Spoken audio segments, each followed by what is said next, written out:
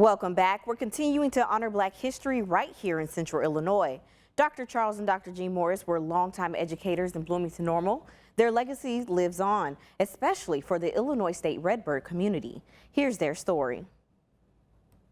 Just phenomenal to see a Black married couple together, both with doctorate degrees.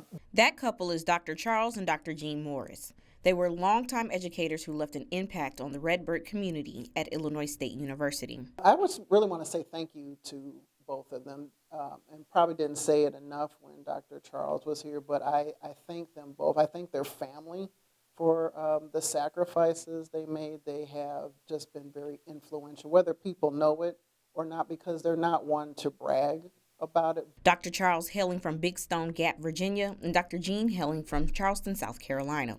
The two met in New Hampshire while both were undergraduate students working at a summer camp.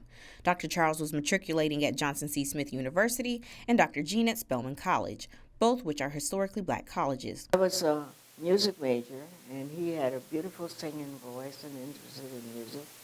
And so the thing that brought us together was to form a choir for the young people. The Morrises were married August 18, 1957. They moved to Champaign shortly after, where Dr. Charles completed his doctorate degree at the University of Illinois. In 1966, they found their way along with their son and daughter to the Bloomington Normal area when he accepted a position as an associate professor in mathematics at Illinois State University. Dr. Jeanne later switched her interests, eventually earning a doctorate degree from the University of Illinois as well. At the time that I came was a time when the fate of young children was being examined, and my interest changed from primarily music to music with children. This switch allowed her to be instrumental in getting the early childhood education program to Illinois State University. We opened early childhood department, which was an addition to junior high and senior high and elementary that ISU had. They didn't have early childhood until I came and started that. The couple held many positions while working at ISU, but one of the most impactful was their work with the High Potential Students program.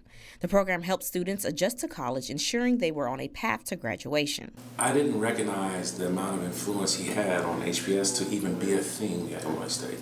So I'm literally living and walking on the shoulders of a man who I had an opportunity to meet in the finale of his life. Knowing later that she and her husband were very influential in that program, I can't help to think that I would not have been at ISU or in the Bloomington Normal area without that program. The Morrises' meaningful efforts went beyond the classroom. The housing wasn't provided for African American students on ISU campus. And so we consulted with several people whom we know through the Presbyterian Church. Pooled enough money together to buy 4 houses in Normal. Began renting to female students on campus, and I became the house mother. Their work has caused them to receive many accolades, including the Social Justice Library and ISU's Multicultural Center being named in their honor. They are heroes in this community and have been for decades, and it was only right in their eyes and in our eyes for their names to be in the center and for them to have this library here for students to enjoy in their honor. Dr. Charles died in August 2024, just a week before his 67th wedding anniversary. But the wisdom from him and his wife lives on. You're empowering yourself when you might feel tired or defeated or frustrated. Well, wait a minute, I haven't endured many of the things that they have endured, and just the inspiration and the dedication that they have shown is just powerful. And don't go anywhere after the break. An interview with people impacted by the work of Doctors Morris and Morris.